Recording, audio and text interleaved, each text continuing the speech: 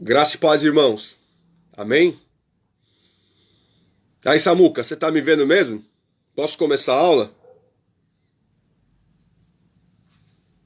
Vamos começar? Beleza. Graça e paz aos irmãos queridos, amados da nossa primeira Igreja Batista no Itaim Paulista. Para mim é uma satisfação muito grande poder, mais uma vez, compartilhar com os irmãos um pouquinho do meu conhecimento concernente às Escrituras Sagradas, com o objetivo, com a finalidade de nós amadurecermos na fé. Esse é o objetivo nosso, tá bom? Eu gostaria que você curvasse a sua cabeça nesse momento comigo e façamos uma oração de agradecimento ao Senhor.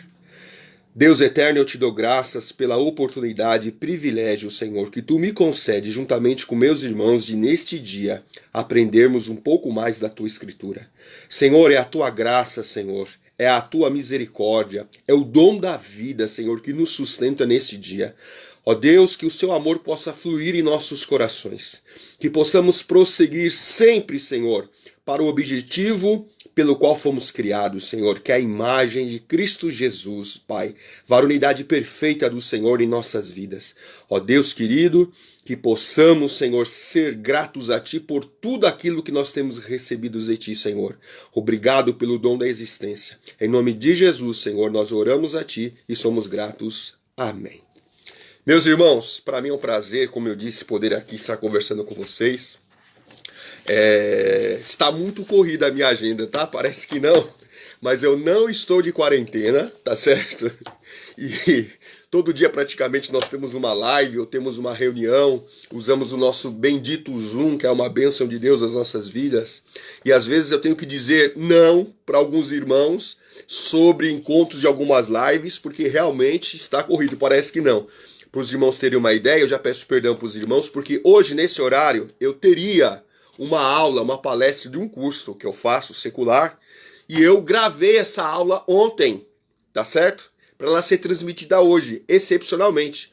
Porém, como eu sou um expert em mídia social, deu tudo errado. Depois eu resolvo o negócio da minha palestra e eu vou dar a aula para vocês, com o compromisso que eu tenho com o reino de Deus, com o compromisso que eu tenho com vocês, meus queridos, tá bem? Então vamos, orem por mim, para que Deus me abençoe, me fortaleça, me dê graça, que não é fácil, tá bom? Vamos rir porque Deus está conosco, o Senhor é conosco. Bem, irmãos, vamos ser bem objetivos. Qual que é o tema da nossa EBD hoje? Você é íntimo do Senhor Jesus? Eu faço essa indagação, esse questionamento para você. Você conhece o Senhor Jesus? Eu perguntei se você conhece, não se você sabe sobre o Senhor Jesus. Saber é uma coisa, conhecer é outra. Saber é quando o seu você possui informações a respeito de algum dado aleatório, ou você possui informações sobre alguns assuntos específicos da vida de Jesus. Aí você sabe sobre Jesus. Eu quero saber se você conhece. Você conhece o coração do Senhor? Você conhece aquilo que o Senhor deseja para você? Você consegue ter intimidade com o Senhor? Por isso que eu estou perguntando. E é o título da nossa EBD de hoje. Você tem intimidade com o Senhor Jesus? Mas para nós estudarmos a intimidade, para você realmente ter certeza se você tem ou não intimidade com o Senhor Jesus, nós precisamos de algumas definições básicas e claras. A primeira: eu quero que você saiba que para você ter intimidade, você precisa passar por um processo chamado relacionamento. Eu tenho certeza que você já deve ter ouvido muito isso, esta expressão. Relacionamento interpessoal e intrapessoal. Interpessoal, com as pessoas que estão ao seu derredor. Eu estou falando de colegas de trabalho, eu estou falando de colegas da faculdade, eu estou falando de colegas que você possui em cursos livres que você possa fazer eventualmente, tá certo? E relacionamento interno. Eu tô falando de núcleo familiar. Relacionamento com seus familiares, entendeu? Não se surpreenda se você um dia tiver ouvido falar que existem pais e filhos que conseguem morar na mesma residência e porém não se comunicarem, tá? Isso não é nenhuma novidade no século XXI. Mas para você ter intimidade, você precisa passar pelo processo de relacionamento. Mas o que é intimidade, irmão Rodolfo? Intimidade é a qualidade daquele ser humano que é íntimo, certo? Intimidade é qualidade de quem é íntimo. E o que significa ser íntimo? Vamos lá. Eu tenho algumas definições, eu gostaria de passar para vocês. A primeira definição: o que é uma pessoa íntima? Uma pessoa muito cordial ou muito afetuosa. Por que a pessoa é muito cordial ou muito afetuosa? Porque ela passa por um processo de relacionamento com as pessoas. Segunda definição: uma pessoa estreitamente ligada por afeição e confiança. Geralmente os amigos possuem esse tipo de relacionamento e de intimidade, tá certo? Agora, eu gostei das duas últimas definições sobre o que é ser íntimo. Primeiro, aquele que atua no interior, ou aquele que está muito dentro, tá certo? Então o que acontece? Na nossa vida, irmãos, nós temos relacionamentos, tá certo? E temos níveis de relacionamentos. Então você tem geralmente muitos colegas. Eu acabei de dizer para você que estuda e trabalha, você deve ter muitos colegas no seu serviço, você deve ter muitos colegas nos seus cursos seculares, sejam eles quais forem, tá certo? E dentro desse coleguismo que você começa a desenvolver, um ou outro se aproxima mais de você, devido ao relacionamento. E conforme você vai se relacionando com essas pessoas, com esses supostos colegas, isso vai evoluindo para um outro patamar de uma maior intimidade, ou seja, essa pessoa vai ficando um pouco mais íntima de você e ela começa a se transformar em um amigo. Então nós temos geralmente bastante colegas, nós temos amigos ou poucos amigos, e geralmente há quem diga que tem aquele que é mais íntimo de todos, que é o chamado melhor amigo ou melhor amiga. Tá certo? Mas por quê? Porque é um processo de relacionamento que leva à intimidade e faz com que você se torne íntimo das pessoas. Mas o interessante é que para você ser íntimo de alguém, você precisa se relacionar com alguém. E o título desta aula de hoje é: você é íntimo do Senhor Jesus? É ou não, crente? É, irmão. É, a gente tenta, né? Bem, então vai tentando aí se você não é. Mas é uma pergunta que eu faço já para provocar você, para te levar ao questionamento. Se você é íntimo ou não do Senhor Jesus. Bem, se o Senhor Jesus, ele tem intimidade, significa que ele se relaciona com pessoas. Porque para ele ter essa intimidade, o poder de atuar dentro das pessoas, que é o ápice da intimidade, ele precisa se relacionar com pessoas. Então, será que Jesus se relacionou com muitas pessoas? Será? Aí eu te faço uma pergunta. Você, olha aqui para mim, hein? Você da classe da IBD, da Primeira Igreja Batista do Itaim Paulista, você é crente batista, e nós batistas brasileiros temos o privilégio de termos uma santa tradição de que batista lê a Escritura, batista lê a Bíblia, respeitando todos os segmentos do cristianismo, da cristandade. Nós somos reformados, tá certo? Tradicionais, e nós temos a tradição de lermos as Escrituras e de pesquisarmos as Escrituras. Então, agora eu quero fazer uma pergunta teológica para você, crentão batista. E outra coisa, eu quero agradecer o Maravilha, porque eu tenho aprendido com Maravilha, tá? Eu vou colocar aqui uns escritos, tá? Uns cartazezinhos para deixar a aula mais atrativa e menos cansativa. Eu aprendi isso com Maravilha, tá? Maravilha, um beijo no seu coração, meu irmão. Deus te abençoe e te guarde, tá bom? Eu não chego aos seus pés, porque eu não sou de sign. Eu não sou de sign, mas a gente chega lá. Pergunta quem não quer calar, ô crente, comedor de arroz e feijão, que tá me olhando aí. Quantos discípulos Jesus teve? Olha que pergunta fácil. Pensa aí. Responde, crente. Um discípulo? 10? 50? 12 discípulos? Tem certeza? Posso perguntar? Vamos lá. Você é íntimo do Senhor Jesus, crente? Então, vamos ver. Se a sua resposta foi: irmão Rodolfo, Jesus teve 12 discípulos, eu lamento lhe informar, mas você está redondamente enganado. Olha só aproximadamente quantos discípulos Jesus teve. 5.000? 5.000 discípulos aproximadamente. Pode ter sido 6.000, pode ter sido 4.000, pode ter sido 3.000, mas provavelmente 5.000 discípulos. Eu disse discípulos. Discípulos. Alunos, aqueles que assistem uma palestra, ouvem, não são pesquisadores, são alunos. Se eles fossem pesquisadores, eles seriam estudantes. Eu disse alunos, discípulos, tá certo? Vamos para a Escritura? Vamos para a Escritura Sagrada. Convido você, meu amado irmão, minha amada irmã, meu amado visitante, simpatizante da PIB Itaim, a abrir a Bíblia Sagrada. Eu vou ler na versão Almeida, revista e atualizada, tá certo? Mateus capítulo 4. Um dos princípios da hermenêutica é que o texto bíblico interpreta o próprio texto bíblico, ou seja, existem muitos textos que são autoexplicativos, e principalmente os evangelhos.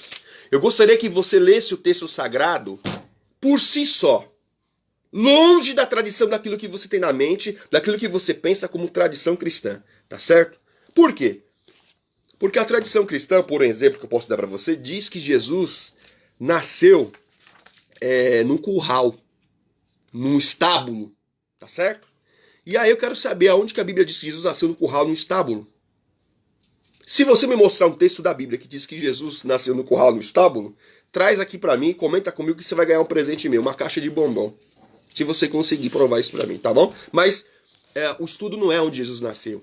Você tem intimidade com Jesus? Então vamos lá. Mateus capítulo 4, versículo 23. Lê aí no texto comigo. Percorria Jesus toda a Galileia. Para quem não sabe, a Galileia é um estado ao norte da nação chamada Israel. E aqui o evangelista Mateus está dizendo que Jesus, no versículo 23 do capítulo 4 de Mateus, percorria todo o estado da Galileia. E o que Jesus ia fazer no estado da Galileia? Ele ia em lugares específicos. Ensinar. Na onde Jesus ia ensinar? Nas sinagogas. Irmão Rodolfo, o que é uma sinagoga? Para quem não sabe, uma sinagoga é um templo descentralizado do grande templo que ficava em Jerusalém, construído originalmente por Salomão. Por que surgiu as sinagogas? Porque o povo hebreu foi levado cativo para a Babilônia, e na Babilônia eles não poderiam deixar a Babilônia para subirem para Jerusalém, para adorar no templo de Jerusalém. Sabe por quê? Porque eles estavam cativos, eles estavam escravizados pelos babilônicos. Só que eles decidiram criar uma forma paralela de poderem se reunir em lugares onde eles poderiam discutir a lei, a Torá, as escrituras e os profetas. Aí surge o quê? Surge as sinagogas. Certo? O cativeiro babilônico vai passar, mas o modismo das sinagogas continuarão. Tá certo? Então o que acontece? Era um lugar especificamente para judeus, tirando os prosélitos, que eram as pessoas que não eram da nação judaica, mas eram convencidos ou tentando ser convertidos ao judaísmo. Tá certo? Diz o texto, vamos voltar para cá, detalhe. A Bíblia no detalhe, crente. Não lê a Bíblia no corrido. Não faz isso. Entendeu? Eu sou meio acelerado, porque eu tenho muita informação. E às vezes não consigo transmitir aos poucos. Mas a Bíblia no detalhe, respira. Respira e inspira. Relaxa. Lê o texto. E deixa o texto falar com você. Não joga a tua opinião no texto. Abre a mente, esclarece e deixa o texto falar com você, tá bom? Vamos lá. Percorria Jesus todo o estado da Galileia ensinando nas sinagogas. O que ele fazia lá? Pregava o evangelho do reino. E curando. Olha o texto. Todos os tipos de doenças e enfermidades entre o povo. Então o que Jesus fazia? Jesus percorria todo o estado da Galileia, especificamente nas sinagogas, entrava na sinagoga, pregava e ensinava o evangelho, certo? A boa nova da salvação, e juntamente ou concomitantemente a isto, ele realizava todos os tipos de milagres e de cura. Tá certo? Continua o texto. E a sua fama de quem? De Jesus, porque ele fazia isso, correu por toda a Síria. Olha o texto, versículo 24 percorreu todo o país da Síria. O que é Síria, irmão Rodolfo? Síria é um país ao norte de Israel. O texto bíblico está falando que Jesus se transformou em um popstar. Olha que coisa bonita. Popstar. Como é que é, irmão Rodolfo? Irmão, estou falando que o Jesus agora, ele é um músico, ele é um cantor, ele é um escritor, ele é um ator, ele é um dramaturgo? Não, crente, não é isso que eu estou falando. Eu estou falando que Jesus realizou um feito. As suas atividades de pregação, de ensino e de cura não conseguiram ficar restritas dentro do país de Israel. Passou as fronteiras de Israel. E quando passou as fronteiras de Israel, o que acontece? Chegou na Síria. E toda a Síria tomou conhecimento de Jesus. Jesus teve fama internacional na época que ele estava em seu ministério público. É o texto bíblico que está me falando isso daí. Imagina só, irmãos. Aqui no Brasil, em Goiás, surgiu um escândalo agora de um suposto curandeiro, tá certo? Que eu não vou citar o nome por questão ética, tá certo? E ele realizava cura, só que ele era um charlatão. As pessoas vinham de tudo que é lugar do mundo, até pessoas dos Estados Unidos com muito dinheiro ia lá para ser curado por esse cidadão. E descobriu que esse cidadão, ele supostamente curava as pessoas, mas ele abusava sexualmente das mulheres. Aqui em Goiás. Vocês estão entendendo? Olha só, da onde que vinham pessoas para receberem uma suposta cura de um charlatão. E isso porque ele não curava. É charlatanismo. Só que detalhe, o texto bíblico diz que Jesus, ele realizava curas e prodígios. Meu irmão, quando a pessoa quer ser abençoada, ela quer resolver os seus problemas. Ah, meu querido, principalmente problemas relacionados à saúde física, mental, o cidadão vem da onde for. Se ele souber que tem alguém que resolve o problema deles, ele vai atrás das pessoas. Jesus foi muito conhecido naquela região, naquele momento, irmãos. Certo?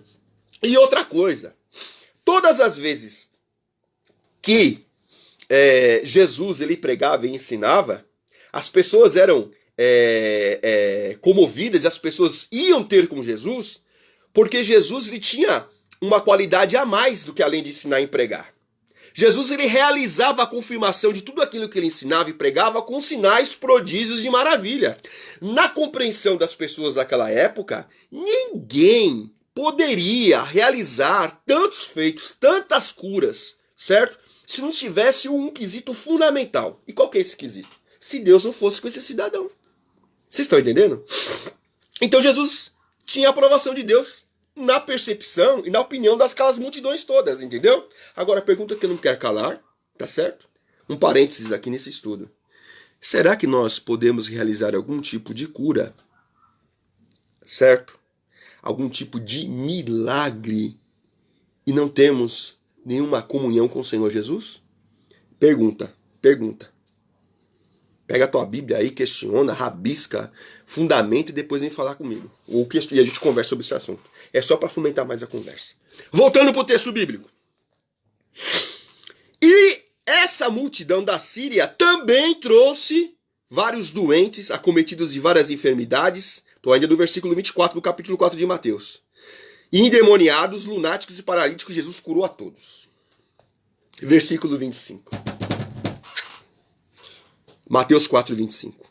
E da Galileia, do norte de Israel, e de Decápolis, que são as 10 cidades gregas, e de Jerusalém, capital de Israel, e da Judéia, que é um estado abaixo da Galileia, que é um estado no sul, ao sul de Israel, onde a capital estava ali concentrada, Jerusalém.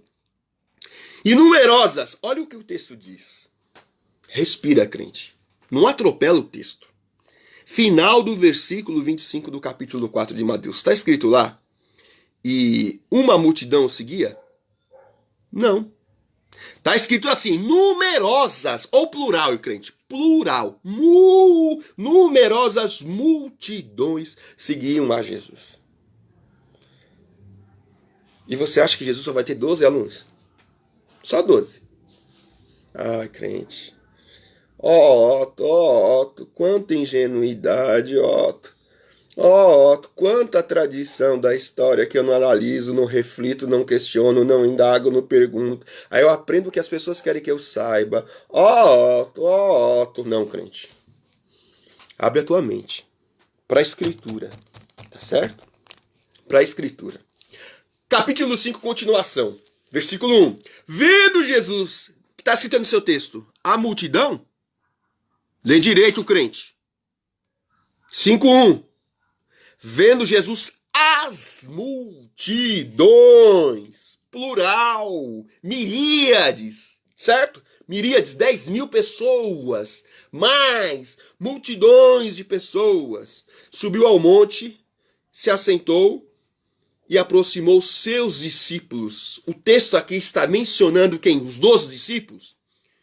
Como os 12 discípulos, irmãos? Os 12 discípulos irão surgir no capítulo 10 desse mesmo evangelho de Mateus. No capítulo 10, se você for ver aí, Mateus 10, a partir do versículo 1, Jesus escolhe os seus 12 discípulos. O texto aqui, o evangelista, está dizendo que aquelas pessoas que estavam ali, ele considerava como discípulos de Jesus. Quando Jesus multiplicou os pães, e os peixes, que tinham 5.000 homens, fora mulheres e crianças, calcula-se ali em torno de 30 a 40 mil pessoas. Naquela ocasião. Aqui tinha muita gente. E diz o texto que Jesus começa o Sermão do Monte. Para os seus discípulos. Ah, irmão Rodolfo, você está forçando o texto, irmão Rodolfo. Estou forçando? Então vamos lá. Vamos lá.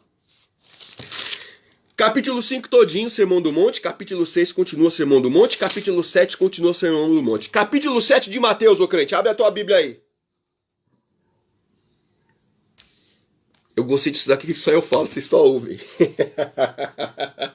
Anota aí, fica brava aí, anota, depois questiona.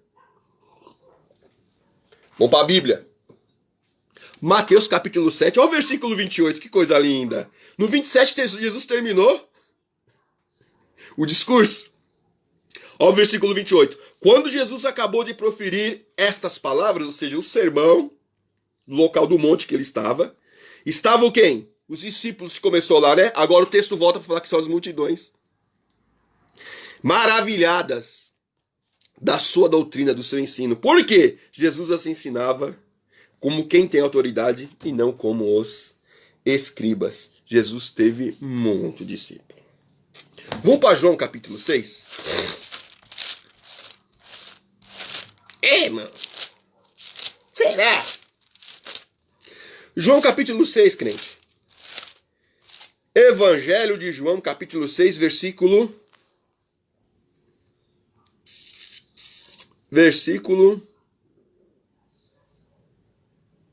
60. João 6,60.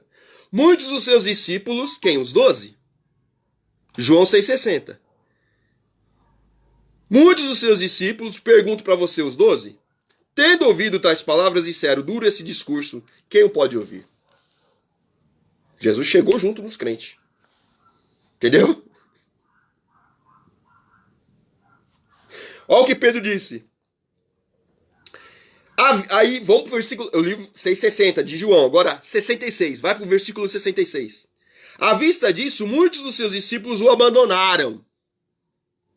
Jesus chegou junto dos discípulos e muitos não andaram mais com ele. Os 12? Se tinha só 12, então os 12 não andam mais com ele. E o abandonaram e já não andavam mais com Jesus. Ué, Jesus ficou sem os discípulos? Não estou entendendo. Vamos lá. Então Jesus perguntou, vira e pergunta para quem agora? Lê aí o versículo 67, irmão. Ô comedor de arroz e feijão. Vira para os 12. Tinha uma galera de discípulo que falou, duro esse discurso, não aguento esse discurso. Vai embora, quem embora vai. Eles foram.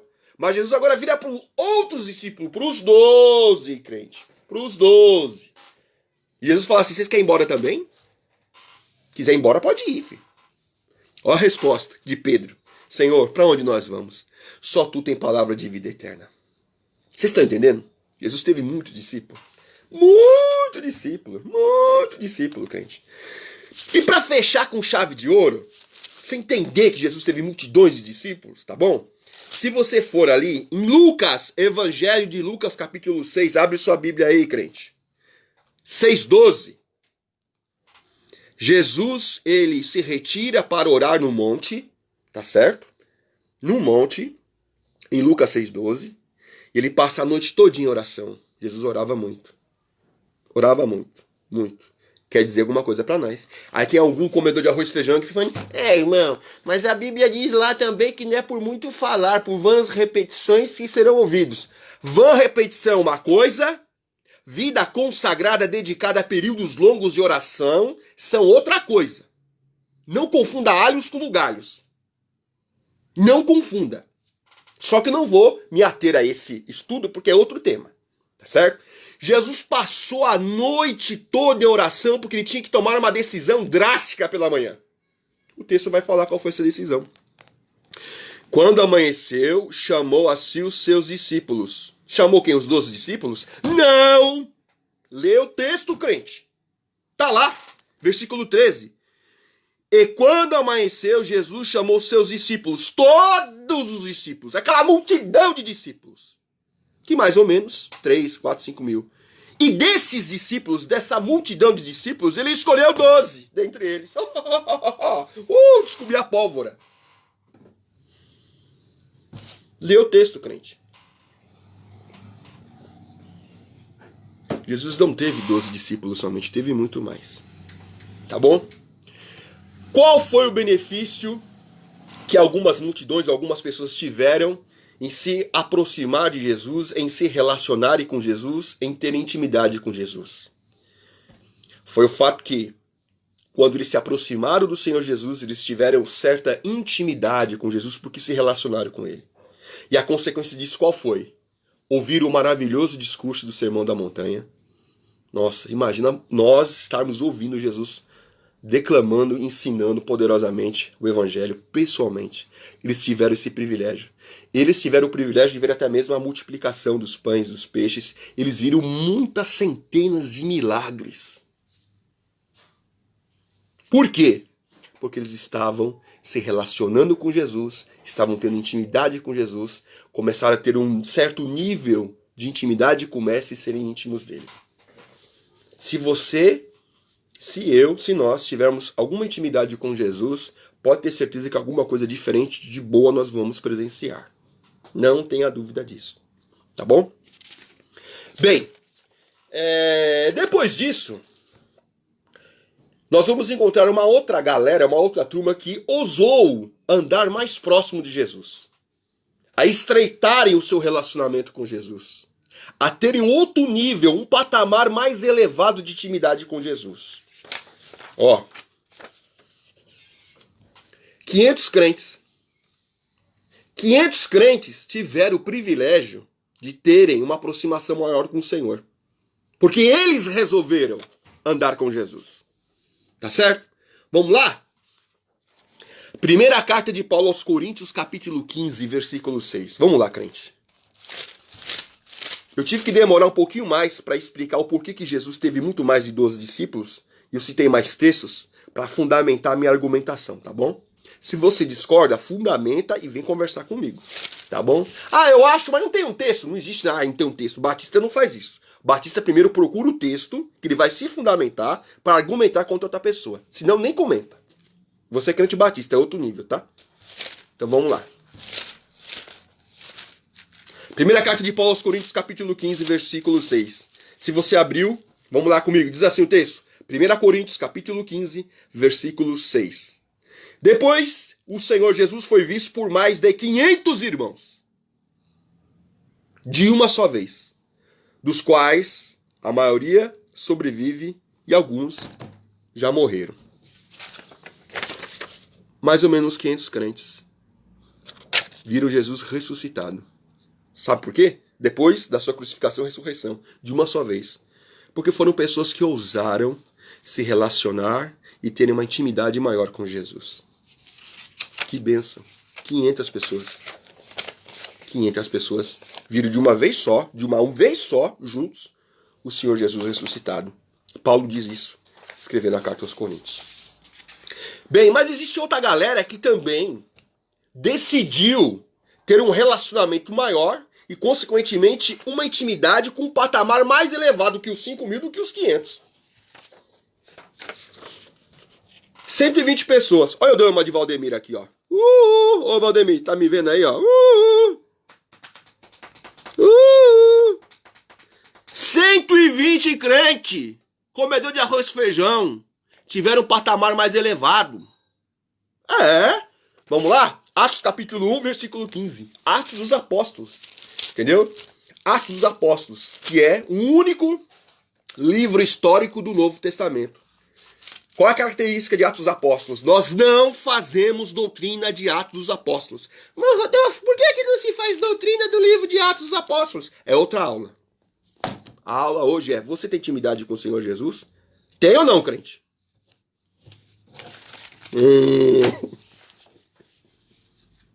Vamos ler? Atos 1,15, o que diz o texto? Naqueles dias levantou-se Pedro no meio dos irmãos da multidão, na companhia de uma assembleia que tinha 120 pessoas. 120 pessoas ousaram se relacionar, ter intimidade, serem mais íntimos com o Senhor Jesus, ao ponto de permitirem que o Senhor Jesus agisse no interior delas, e eles esperaram a promessa de Jesus de receber o Espírito Santo, que virá no capítulo 2 de Atos dos Apóstolos, no dia de Pentecostes, que é uma festa judaica. Mas por que eles fizeram isso? Porque eles tinham intimidade com Jesus. Tá certo? Mas agora vamos estreitar essa questão de comunhão, de relacionamento, tá certo? 70 cidadãos, semelhante a você que tá me vendo aqui, ó, tá vendo esse dedão aqui, ó? Você aí, tá sentado, tá em pé, onde você tá aí, nesse momento, tá com a família, tá sozinho? 70 pessoas tiveram o privilégio de serem comissionadas pelo Mestre Jesus. Sabe para fazer o quê? Para fazer aquilo que eles viam e estavam admirados. Jesus falou assim: eu ensino, eu prego, eu curo, expulso demônio. Vocês querem fazer isso? A gente? É. Vocês estão andando comigo, vocês estão se relacionando comigo, vocês estão tendo intimidade comigo. Eu vou agir no interior de vocês. Onde está escrito isso, meu Rodolfo? Lucas capítulo 10. Vamos para a Bíblia? Abre a Bíblia aí, crente. Lucas capítulo 10. Lucas capítulo 10, nós vamos ver o quê? A comissão dos 70. 70 o quê? 70 discípulos, irmãos. Tira da cabecinha que Jesus só teve 12 discípulos. 12 discípulos. Não teve, crente. Teve muito. Agora aqui Jesus vai comissionar 70. E algumas versões, se você abrir uma versão herética aí, que está escrito 72, né? Tem crente que gosta de versão herética da Bíblia, né? Tem crente que gosta. Aquela mensagem lá, tem uma crente lá, missionária da igreja lá, ministra de missão, vou te contar, aquilo gosta de uma Bíblia herética, mas tudo bem. Eu também sou meio herético. Mas tem outras versões que você vai encontrar 72. 72 discípulos. Então são 36 duplas. Na minha, está registrado 70 discípulos. Depois eu explico por quê. Em outra ocasião eu vou explicar essa diferença de versões, tá bom? Mas na minha diz assim: depois disso, eu estou em Lucas capítulo 10, versículo 1. O Senhor designou outros 70. Outros 70 o quê? Discípulos, alunos. E os enviou em dois para as cidades que Jesus ia pregar. Então Jesus fez uma estratégia. Jesus, ele delimitou as cidades que ele iria pregar o evangelho. Antes de ele pregar nessa cidade, ele mandou o quê? Duplas. 35 duplas. Uma dupla para cada cidade. Essas pessoas iam chegar lá primeiro, iam pregar o evangelho, iam preparar o ambiente para Jesus pregar. Tá certo? Agora, vamos lá para o versículo 17. Lucas 10, 17. É tudo resultado da missão dos 70. Eles foram, pregaram, foi bênção. Aí eles retornam.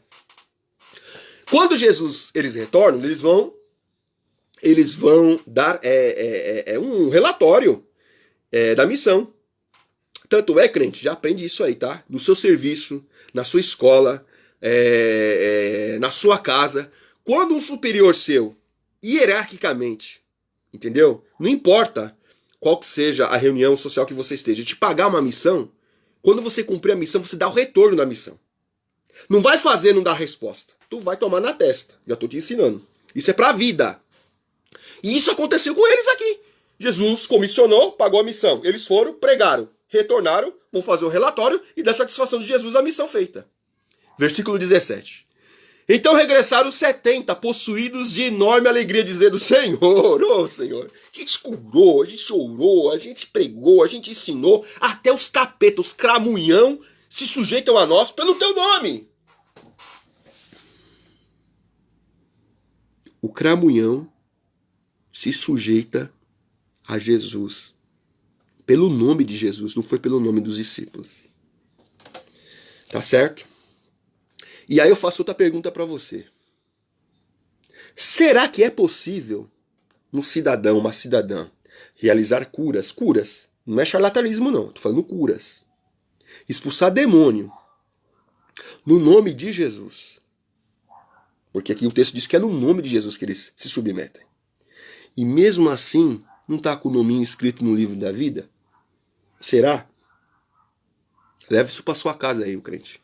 Questiona isso daí. Abre sua mente. Prossiga. Evolua. Amadureça. Você está entendendo? Com o texto bíblico. A minha função aqui é apenas facilitar. É aguçar o seu questionamento crítico do texto, que isso daí não é heresia. Vocês estão entendendo? Isso é salutar. Mas vamos para o texto. Lucas capítulo 10, versículo 18. Mas Jesus lhes disse: eu vi Satanás caindo do céu como um relâmpago. Provavelmente quando ele foi expulso de lá. Jesus está falando de uma outra dimensão, não é da dimensão imanente da matéria física. Jesus está falando da eternidade. Ele viu o capeta cair de lá. Jesus diz assim no versículo 19: eis que vos dou autoridade para pisar de sobre escorpiões, serpentes, e nada acontecer de ruim com vocês. Mas Jesus disse isso para os 70, tá? Jesus disse isso para os 70. E para nós, não serve. É outro estudo. Versículo 20. Não obstante, Jesus disse para os discípulos: alegrem-se, não porque os demônios se submetem a vocês, mas alegrem-se, porque o nome de vocês está escrito no livro da vida. Por que que essas pessoas tiveram o privilégio de pregar e de ensinar e de curar e de expulsarem demônios e ouvirem essa explicação mágica, maravilhosa? Mágica no sentido construtivo, tá, irmãos? No sentido de você ficar deslumbrado. Por que eles tiveram esse privilégio? Porque eles ousaram se relacionarem com Jesus, terem uma intimidade com Jesus e permitirem que o Senhor atuasse no íntimo deles. 70. Mas, daquela multidão de discípulos, entendeu? A minha esposa tá aqui falando que ia dar hora pra mim. Eu comecei um pouco atrasado, mas vou acabar, tá, irmãos? Pra não ficar maçante. Mas você tem intimidade com Jesus? Tem mesmo, crente? Então tá bom. Naquela multidão de discípulos, 12 foram escolhidos pelo próprio Senhor Jesus para andarem mais próximos a Ele. E durante 3 anos aproximadamente, eles conviveram diretamente com Jesus. A esses, Jesus chamou de apóstolos. Apóstolos! Jesus chamou de apóstolos. Não são só 12 discípulos, são 12 apóstolos. 12 apóstolos. No ministério público de Jesus, nós tivemos 12 apóstolos. Depois da sua ressurreição, teremos mais apóstolos. Paulo é apóstolo, Barnabé é apóstolo, tá certo? Outros personagens do Novo Testamento serão intitularizados como apóstolos também, tá bom? Mas na época do ministério público de Jesus, foram 12 apóstolos, entendeu? Para Pedro, só tinha 12 apóstolos, mesmo depois da ressurreição de Jesus. Mas aí também é outro estudo, tá? Mas no ministério público de Jesus são 12 apóstolos, tá lá em Lucas capítulo 6, a partir do versículo 12, que nós lemos, está lá em Mateus capítulo 10. Detalhe, tá? Da lista dos apóstolos, que eu não vou entrar agora em detalhe, nome a nome, os 8 primeiros, nós podemos fazer um perfil da vida social deles, da vida pela qual eles se relacionavam na sua comunidade, nas suas respectivas comunidades, tá? Todos, dos 8, porque tem alguns últimos lá que não dá para nós sabermos, e não dá para você ter sem nenhum comentário, sendo que a história não diz e o texto bíblico não. Mas 8 que estão ali, nós podemos concluir com muita convicção que é tudo pé na cova, tudo Zé Ruela, tudo tranqueira. Mas Jesus escolheu para andar com eles. Entendeu? Será que eu não fui uma tranqueira? Será que eu não sou uma tranqueira? Só Deus sabe e quem anda comigo. Será que você não é uma tranqueira? Não sei, irmão. Leva essa para casa aí, ó. Jesus só chamou tranqueira para andar com ele. É fato. Dos 12, eles, por andarem com Jesus, por terem intimidade com Jesus, eles tiveram o privilégio de terem o quê? A interpretação das parábolas. Lição das parábolas que está temporariamente parada, né? Inclusive do aula dessa disciplina. Mas eles tiveram a oportunidade de ouvir do Mestre Jesus. Ó, para vocês, eu falo claramente e dou a tradução e interpretação das parábolas. Para os outros, não. Mas por quê? Porque os 12, eles tinham um relacionamento e uma intimidade maior com o Senhor. Por isso que tiveram essa oportunidade. Só que dos 12, irmãos, 3 dos 12, 3 dos 12 tinham uma intimidade maior com Jesus. 12 apóstolos, mas dos 12, 3 com Jesus. Pedro, Tiago, João, num barquinho. Pedro, Tiago, João, num barquinho. Você lembra dessa musiquinha? Pedro, Tiago e João no barquinho.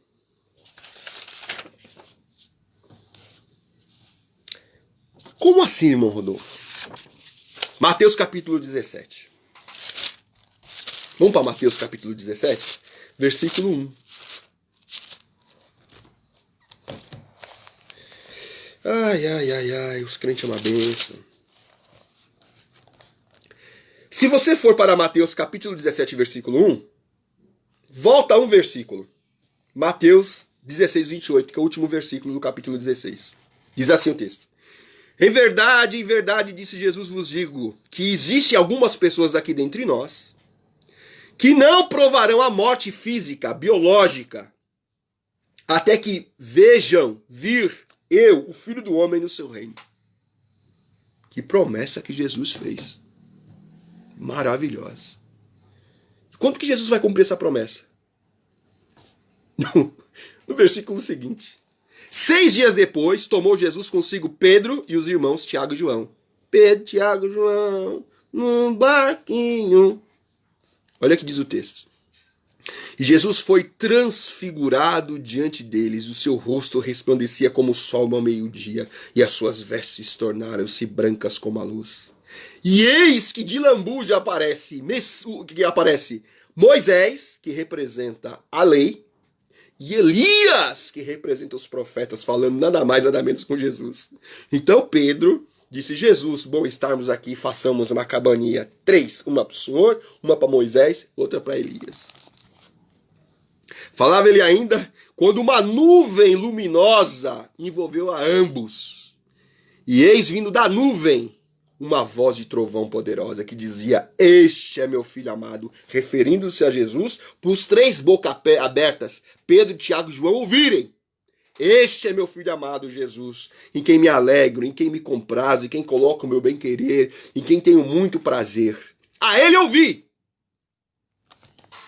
O que diz isso?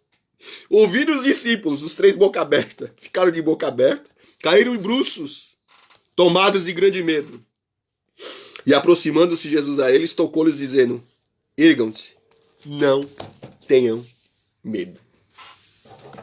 Dos 12, 3, dos 5.000, olha a delimitação, 5.500, 120, 70, 12, só 3 viram Jesus vir como ele será no seu reino de amor, no seu reino de glória, antes de provarem a morte física na época deles.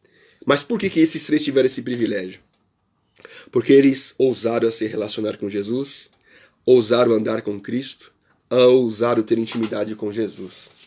Tá certo? Dos 3, Pedro, Tiago e João, esse cidadão aqui, ó, Pedro, bicho é pé na cova, tá? Pedro é um pé na cova. Pé na cova. Tem, lógico, é um ser humano, tem virtudes e defeitos, mas mais defeitos. Bicho é pé na cova. Pé na cova. Ele andou tanto com Jesus, ele se relacionou tanto com Jesus, teve tanta intimidade com Jesus, que ele viu em Jesus nada mais, nada menos que o Messias. Mateus capítulo 16, versículo 13. A confissão de Pedro. Diz o texto, Mateus 16, 13. Indo Jesus para os lados de Cesareia de Filipe, perguntou aos seus discípulos, quem diz ser o povo filho do homem? Aí eles responderam, uns dizem que o Senhor é João Batista, outros dizem que é Elias, outros dizem que o Senhor é Jeremias, ou um dos profetas, só isso. Ó. O que comparou Jesus? Só com top, supra-sumo, entendeu? E você, crente, é comparado com quem? As pessoas comparam você com quem? Jesus era comparado só com o supra-sumo dos profetas. E você, é comparado com quem? E você, minha irmã, é comparada com quem? E eu sou comparado com quem? Leva essa para sua casa aí. Responde para você. E vós, vocês discípulos, que vocês acham que eu sou? Olha o que responde Simão Pedro. Tu és o Cristo, o Filho do Deus vivo. Aí Jesus vai dizer para ele que não foi a carne nem o sangue que revelou isso, mas o Espírito do nosso Pai. Revelação. Entendam, irmãos. Dizer que Jesus é o Messias não é fácil não, tá? Porque o Estado de Israel, o povo de Israel, a nação de Israel está esperando o descendente de Davi que tem que nascer no meio palaciano.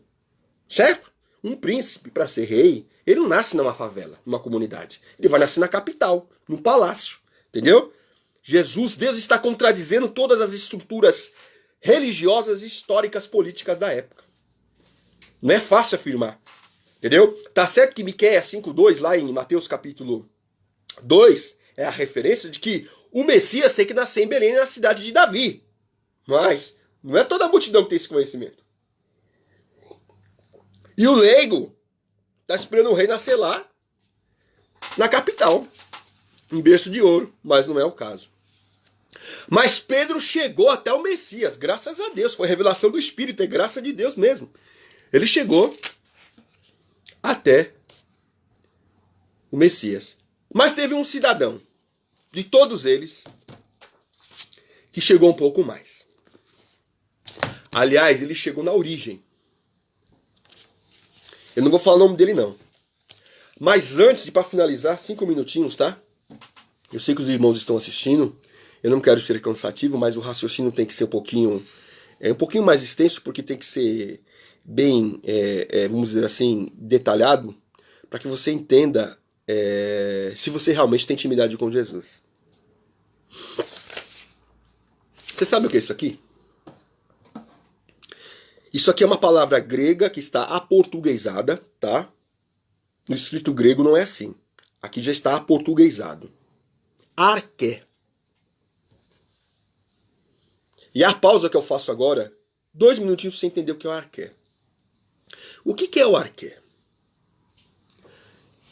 O arqué era o tema que nos primórdios da filosofia, os gregos, que habitavam a região do mar, em torno do mar Egeu, dos Balcãs, eles se debruçavam e questionavam sobre a filosofia. Eu estou falando de um período de antes de Platão. Estou falando de um período de antes das fases da mitologia. Tá certo? Eu estou falando para vocês que os filósofos gregos, eles tinham 3 preocupações que tiravam o raciocínio, que faziam com que os filósofos gregos se debruçassem e questionassem. Primeiro, eles se preocupavam com a diversidade em meio à unidade. Como o múltiplo se originou do uno. Essa era a preocupação dos filósofos gregos, uma delas. Para você entender, se eu tenho caderno, tenho grampeador, tenho furador, mas tudo saiu de uma única coisa, como que essa multiplicidade de objetos, essa multiplicidade de coisas, saiu de uma única coisa? Então, eles se questionavam sobre a questão do múltiplo, da diversidade em relação ao uno. Mas não é sobre o que eu vou falar hoje. A outra coisa que eles questionavam, que eles estudavam já a astronomia, certo? Os astros, o movimento dos astros, eles ficavam assombrados como as estrelas, os corpos celestes ficavam suspensos no nada, no caos. Como isso é possível? Isso atormentava os filósofos gregos da época. E a última coisa é a busca do arqué. Tá certo? O que é esse arqué? Que é aí sim o cerne da questão que eu quero terminar essa aula de hoje. O arqué para os filósofos gregos era o seguinte: era a substância principal, primordial, da qual todas as coisas surgem. É a essência de todas as coisas.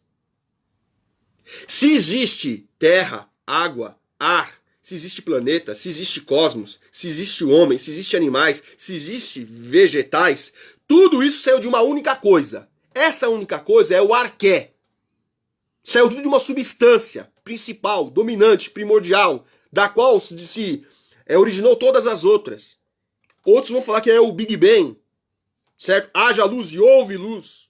O universo todinho, há 15 bilhões de anos, se concentrava em um único ponto. Contraindo, até chegou o momento que houve a expansão do universo, que é o grande Big Bang. O filósofo grego vai achar que esse é o arqué.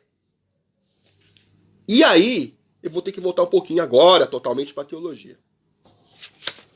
Esse cidadão aqui, ele ousou andar com o Senhor Jesus. Ele andou tanto com o Senhor Jesus, que ele teve o privilégio, a oportunidade. Estou falando de João. Ó aqui, ó. Fiz até uma areolazinha nele. São João. João foi chamado discípulo amado.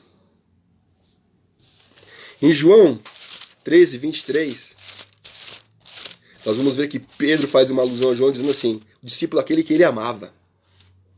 Na ceia, no dia da traição de Cristo, todo mundo chegou para João e falou assim, pergunta para o mestre, quem há de traí-lo? E João é o único que se aproxima de Jesus, se aconchega a Jesus, e semelhante ao filho com o pai, ele coloca a sua cabeça no peito de Jesus e pergunta quem era o traidor. Sabe por quê? Porque João tinha intimidade suficiente com Jesus para poder ter essa liberdade. Isso é maravilhoso, irmãos. João capítulo 13, versículo 23. Olha, ali está aconchegado a Jesus um dos seus discípulos, a quem ele amava. Olha o texto. Ai. Versículo 24. E Simão Pedro fez sinal para esse discípulo, dizendo, pergunta quem é a ele se refere, quem Jesus está falando que vai trair ele. Versículo 25. Então aquele discípulo, reclinando-se sobre o peito de Jesus, perguntou, Senhor, quem é? Para terminar, João 21, 7. Aquele discípulo a quem Jesus amava, disse a Pedro, é João. João 21, 20. Então Pedro, voltando-se, viu também aquele que ia seguindo a Jesus, o discípulo a quem Jesus amava. Os discípulos tinham dor de cotovelo de João. Sabe por quê? Porque João se entregou a Jesus. João se lançou a Jesus. João tinha intimidade maravilhosa, profunda com Jesus, a ponto de permitir que Jesus agisse no interior dele. E agora, para concluir, eu gostaria que você abrisse em João capítulo 1. E eu termino essa EBD. Me perdoem, eu não consigo sintetizar a aula. Diz assim o texto, irmãos. João, Evangelho de João, capítulo 1. No original está assim. No arqué, João, que conhecia os questionamentos filosóficos dos gregos, João escreve o seu evangelho e dá uma resposta para os gregos, dizendo assim, sabe o arqué que vocês estão questionando? O que seria o arqué? O que seria a substância suprema principal da qual se originou todas as coisas? Que seria a essência de todas as coisas? Sabe o que seria a essência de todas as coisas? Eu vou responder para vocês. No arqué era a palavra. Quem deu ordem para a existência do arqué foi a palavra. E a palavra estava com Deus. E a palavra era o próprio Deus. Ela, a palavra, estava no princípio com Deus. Todas as coisas foram feitas por meio da palavra. E, por intermédio da palavra, nada do que foi feito, se não fosse a palavra, teria sido feito. A vida estava na palavra. E a palavra era a luz dos homens.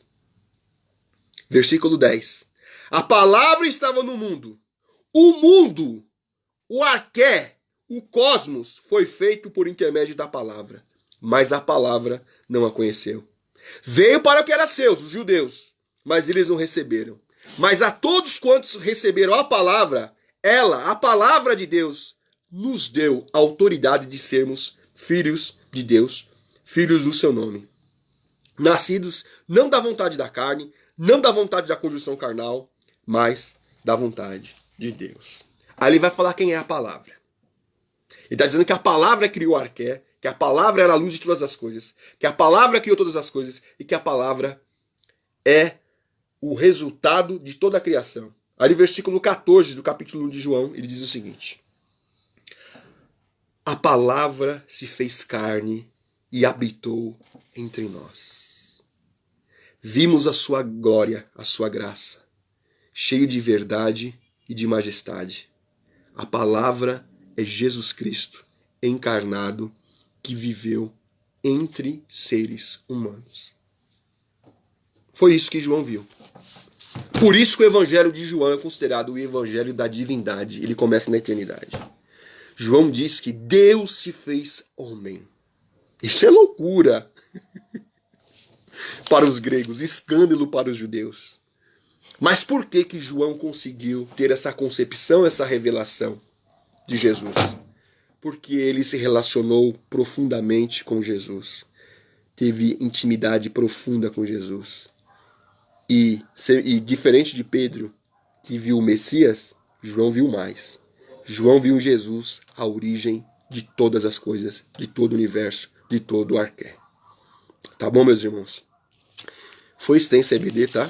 Eu comecei atrasado, estive com problemas. Agora eu vou terminar, vou entrar na minha aula. Mas Deus continue nos abençoando. E eu tenho que fazer essa pergunta para você, para orar e terminarmos essa EBD. Você tem intimidade com o Senhor Jesus? Tem mesmo, crente? Tem mesmo? Quanto mais intimidade você tiver com o Senhor Jesus, mais Ele vai se revelar a você. E não é se revelar de maneira teórica, não. É se revelar de maneira prática, viva na sua vida. A minha preocupação, minha oração é que você tenha uma íntima relação e comunhão e intimidade com Jesus. Porque se você tiver, você sempre será uma referência para todas as pessoas que estão ao seu redor. Medite e se questione. Qual é a sua intimidade com Jesus? O que você vê em Jesus? Ele tem se revelado para você? Só depende de você, Senhor. Só depende de você, meu irmão, minha irmã. Isaías vai dizer que Deus não resiste a um coração quebrantado e contrito. Quando o ser humano se quebranta diante de Deus, Deus não resiste e atende a oração no sentido de levantar aquele espírito abatido. Permita que Deus opere cada vez mais no seu coração, tá bom? Vamos orar, irmãos. Até a próxima EBD. Que Deus continue nos abençoando e nos fortalecendo sempre, tá bom? Pai eterno, eu te dou graças pelo privilégio que tu me concedeu, Senhor, de estar nesse momento falando um pouquinho da tua escritura. É tanto assunto, é tanto comentário que nós poderíamos fazer, Senhor, e sintetizar não é fácil. Mas a sua graça está conosco, Senhor. Que possamos nos relacionar contigo, caminharmos para uma intimidade a ponto, Senhor, de ver tu operar intimamente no nosso interior, Senhor. Que possamos ser vidas transformadas, vidas regidas e guiadas pelo teu Santo Espírito. Tem compaixão de nós, dê um dia abençoado para nós, o teu povo. Obrigado por tudo, Jesus. Obrigado por essa aula. Ser conosco, Senhor, nós te louvamos, porque tu és fiel, Pai. Obrigado pelos irmãos que estão assistindo, por aqueles que ainda hão de assistir, Senhor, ou por aqueles que não vão assistir também. O importante é que a sua graça seja conosco, Senhor. Nós acreditamos em ti, acreditamos na tua misericórdia. Pai, muito obrigado por tudo. Em nome de Jesus. Amém. A graça seja convosco, irmãos. Curte, participe, comente, critique, mande para mim aí no meu zap ou pela mídia social que você achar conveniente a sua crítica, a sua sugestão e a sua argumentação. Se porventura você questionou alguma coisa do que eu te falei nessa manhã, tá? Deus abençoe a todos. A graça seja convosco. Um beijo para vocês.